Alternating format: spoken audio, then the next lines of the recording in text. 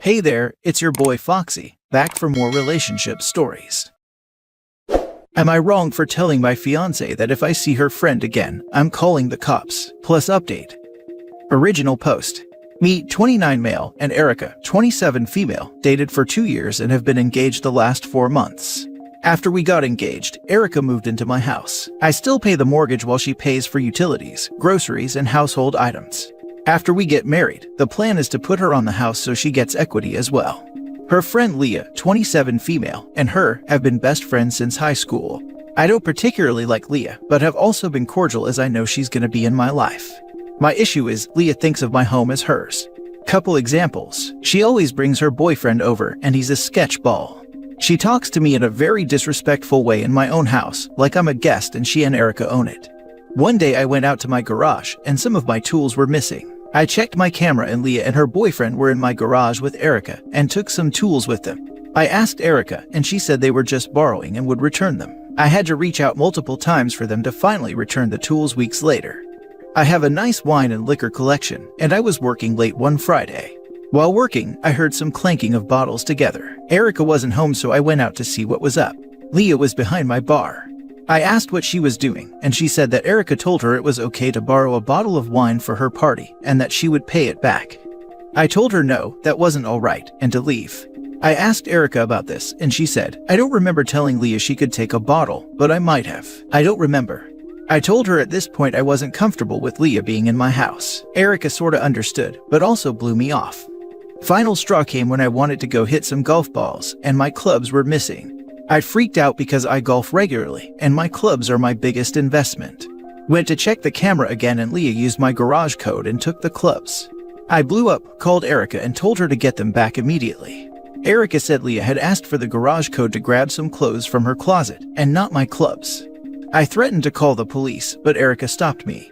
Leah kept telling us that her boyfriend needed them for a work thing. I got them back almost 4 days after they were taken, and they were dirty. At this point, I sat Erica down and told her that if I see Leah in my house again, then I'm calling the cops, no discussion. Erica got upset, saying that it's her best friend, and that wasn't fair to do to her in our house. I said it's a pattern, and since Erica's stuff isn't affected, she doesn't care. I said she can go over to Leah's if she wants to see her. She said she can't do this because Leah doesn't like her apartment, and Leah's boyfriend is always there, which makes Erica uncomfortable. I'm now getting the silent treatment and getting called an idiot. But I don't think I'm doing anything wrong. Now for the top comments before reading the update. Do not put this woman on the deed to your home. Heck, don't marry her. You don't have a Leah problem, you have a fiancé problem. Time to move on, buddy, not the idiot. I agree. OP, open your eyes. Agreed, Erica is allowing this to happen. There are a lot of boundary issues that show as red flags. The fact that Leah has your code and lets herself in without letting anyone know is a problem. And you can truly see that Leah does not care one bit. She got outed multiple times on camera, got caught nicking a bottle of wine, and did not give a single crap. Leah does not respect the OP, plain and simple, and Erica is fully endorsing this behavior in their house that she does not own any part of. I'm starting to think Leah did, in fact, have Erica's permission to take that bottle. Erica just backpedaled and threw her friend under the bus when OP got upset. I wouldn't be surprised if Leah also thought she had permission to borrow the clubs. After all, we know Erica gave her the key code, and gave permission to borrow the tools. Either way, neither of the ladies have boundaries. But this sounds like an Erica problem. Also, I would keep copies of the security footage, just in case, and change the garage code. Already have done these things, but thank you for the advice. I won't give Erica the new code, she has the clicker to get in and out, but I'm not comfortable giving her the code until this whole situation works itself out. If you can't trust your fiancé with your security code, you guys should see someone together before you get married, and have a lot of discussions on your future and how you both see things. Not wrong, but are you sure you want to marry this woman? She's either an idiot for letting her friend rob you both, or the two of them are in on something. Some second thoughts have definitely crept in, especially putting her name on the house. Just a tough situation because Erica doesn't have a ton of close friends. Now for the update. I want to thank you all for the kind words and comments. I knew after reading the comments that it was time to come to a resolution. I decided to drive home from work and talk with Erica. When I showed up, Leah's car was parked in the drive. I went inside and they were watching TV. I told Leah immediately to get out. She tried to argue, but I told her if she didn't then I'm calling the police. Erica tried to get pissy that I kicked her friend out, but I said I'm done talking about Leah because at this point, nothing is changing with that relationship. Sat Erica down and showed her this post. 20 minutes of reading later, I asked her what she thought, and she said, "Those people don't understand our relationship or Leah." I knew then that it was over. I asked her to hold out her hand and I took the ring off. She begged, saying she is sorry and she'll cut Leah off and whatnot. I told her I can't even trust her with the garage code. How am I supposed to trust her as my wife? She's locked herself in our room now while I'm in the kitchen packing up her things. I called her dad and mom, telling them about what has happened, and they were furious. Leah is apparently banned from their house and has been since high school. I didn't know this, but her parents said it's been like this since high school. They are coming this weekend to get Erica and the stuff. I couldn't be any happier than I am right now. A huge weight feels lifted off my shoulders. I felt like if I never made this post, I wouldn't have ever seen how messed up my life had become. Sincerely, thank you everyone. Can't wait to take my clubs out and play around now that I have more free time. Really excited to see what single life brings and can't thank you all enough again. So the two girls are codependent. Definitely time to leave. His ex chose what relationship was most important to her. I hope she is happy with her crappy friend. I almost couldn't believe that she said that we don't understand their relationship or Leah. The only person not understanding anything is she herself. You don't understand is what horrible people say to get away with bad behavior. They try to make the situation seem different. Nope, OP understood things perfectly. That is why he kicked her to the curb. That, and it's just how he or she is. A blatant attempt to rug sweep lousy behavior. I am glad he got out before Leah robbed him blind, while his supposed loving fiancé held the door for her on the way out. What stood out to me is that Erica didn't want to spend time at Leah's place because of her sketchy boyfriend, but she was fine letting the same sketchy boyfriend into OP's home to act like he owned the place, be directly disrespectful to OP in his own home, and steal his things. The fact that we later learn that Leah is banned from Erica's parents' home for the same behavior pattern that has been going on for years and years demonstrates that not only was Erica aware of the behavior, she was deliberately facilitating it and was gaslighting OP. No, I get it. Erica is literally possessed by Leah. So happy for OP on having gotten out. You know it was never meant to work anyway when you feel relieved after they've left. Yeah, the reveal that Leah is also banned for Erica's parents' house was, yikes. This problem is clearly much bigger than it seems in the first post, and it seemed like a pretty major issue in the first post. Now for the last story. Am I wrong for getting my boyfriend arrested? Plus update. Original post. I'll just get straight to it. I'm a college student and this is my last semester until medical school. I've never been able to get a loan, so I've worked 5.5 years to get this degree because I have to pay out of pocket, so it takes way longer. I've worked 2, sometimes 3 jobs at a time, and barely had a social life. For this upcoming semester, I reached my goal for tuition, so I quit one of my jobs so I could relax a bit. I was a server and bartender at 2 bars, and has an office job, so I always have cash hidden in my apartment in my closet in a box, and before the semester starts in a week or 2, I deposit it so I can pay my tuition. My boyfriend sometimes stays over while I'm there or when I'm not, and since I've been saving for this semester, he's the only one who's been over. I've never told him about the box, but he knows I have to pay for school. Well, yesterday night I get home to put money in the box because I was gonna deposit it today, and it's all gone. I freaked out and tore my apartment up, thinking I put it somewhere else knowing I didn't. I called my boyfriend like crazy, no answer. I didn't even sleep last night as I was panicking. Then this morning he finally calls me back. I'm yelling at him about my money and he's acting all confused and like I'm crazy. He comes over and I'm still angry. Then after a while he finally admits he took it so he can borrow, and that he'll pay me back. Where the heck is he gonna get $14,000 from in 2 weeks? I went into a rage and called the police and reported a theft, because that is what he did. Well, it's been hours now, and I guess he got his phone call because his family has been blowing my phone up, and his mother has said some really hurtful and racist things to me. They've been harassing me for the past 6 hours now and it's stressing me out even more. And I hate that I'm feeling bad for him, but he stole my money that I've been saving for months. His brother did call, and he was respectful and said they'll help him pay it back, and I should just go to the police station with him and tell them I want to drop the charges.